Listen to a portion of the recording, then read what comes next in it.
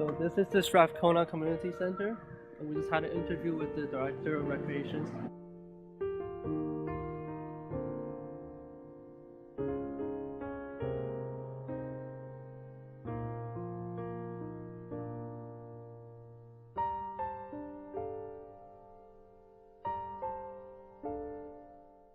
For a visit.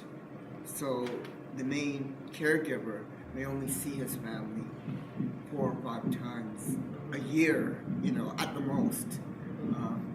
So that's unfortunately that's another interesting stat is that the children that we work with, 62% come from single-parent homes, mainly because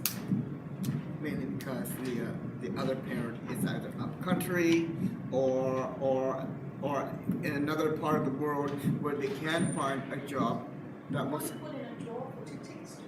Please, yeah. And so that was that, and so what they do is they're back in another country to sustain their family. Another thing, as I mentioned to you about the gross family income, 23 to 25,000, and that it's really not documented actually how much money actually stays in the home, because there are, on the other hand, there are any disposable income is sent overseas to members or relatives that are even less fortunate than them. So we are living in a very working poor community. The V6A postal code is the poorest in the country. In fact, it's on par with, I believe, Manitoba in Canada. Child poverty. Our province has the highest number of children living in poverty. But we're looking at 130,000, and a lot of them are living in this community. So when I say we're a recreation center, we also provide social service programs, food security programs. We go beyond what recreation center people do on that. We deal also with health and health issues. Adjacent to our facility is a dental clinic. So in other words, families, children, seniors in this community have access to dental. We work with nurse practitioners, we work with health nurses, we work with Vancouver Coastal Health on a regular basis on that, and they come and do ongoing visitations on that, and to help us deal with health issues as we arise or as we find. And also, I was looking online, you guys offer this leadership program? Yes. You mean with children, young people? Yes. Yeah. We find that in our community that, and as I mentioned, because the fact is that there's when you have single parent homes, you probably find that the mom is working, so it means that the eldest sibling is the one that takes on the role as a father or the mother, takes care of the younger sibling, becomes the decision maker in the home. So when we do a leadership program, one is to provide them with skills to be responsible to their younger siblings, but the most important thing we do with leadership is make them responsible for their community. We want them to care for themselves, we want them to care for others, and we want them to care for their community and put something back into the community. And that's what the leadership program is all about. We teach them skills, we teach them social skills on how to interact, on how to communicate, skills like how to apply for work, how to write a resume, do public speaking. We offer young people that opportunity to grow and to become community leaders, and that's what we call it, leadership. We actually have a grade 4 or 5 mentorship where grade 7s will mentor the younger ones, and then we have grade 6, 7 leadership, grade 8 leadership, grade 9 leadership, and then grade 10 to 12 is called youth council. And all these kids and these kids go from one program up to the other. And we do things like camping, we do sleepovers, but it seems like a lot of fun. But we also do things like social games, social activities, and their commitment to is that they help with after-school programs for younger children.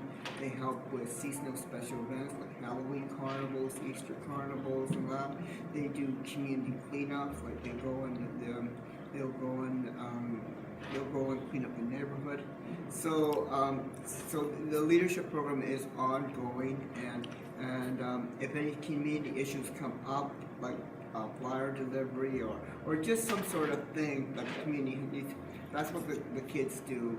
If there's any major community festival or special event, they're usually there to help set up, clean up, take tickets or whatever.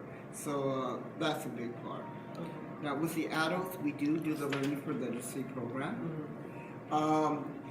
We had a grant in 2002 that was cut, and that was adult literacy program, or pre-employment. It was a pre-employment literacy program. We used to be able to offer to our adults survival English, or just to help them develop the literacy skills, as I mentioned, to be able to qualify for pre-employment training. That was cut. So through Capilano College and the Capilano University, and the library and ourselves, we do the Learning Through Literacy program, which is where we have about as many as 30 adults. It's interesting, mostly women, and 30 adults. And what we do is we do language. We do language programs where we go through the newspaper. We discuss world events. We help them fill out forms and that. They'll bring.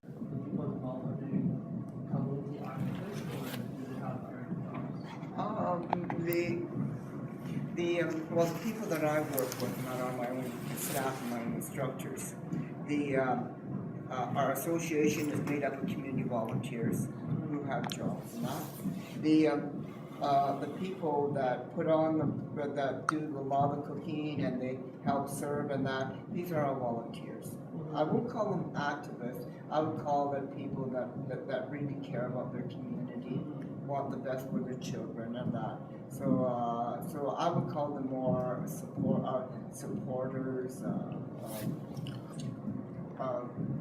And the problem with our community is that we're a very nice community, and we aren't politically that savvy, and we don't like to push buttons or raise a fuss and that.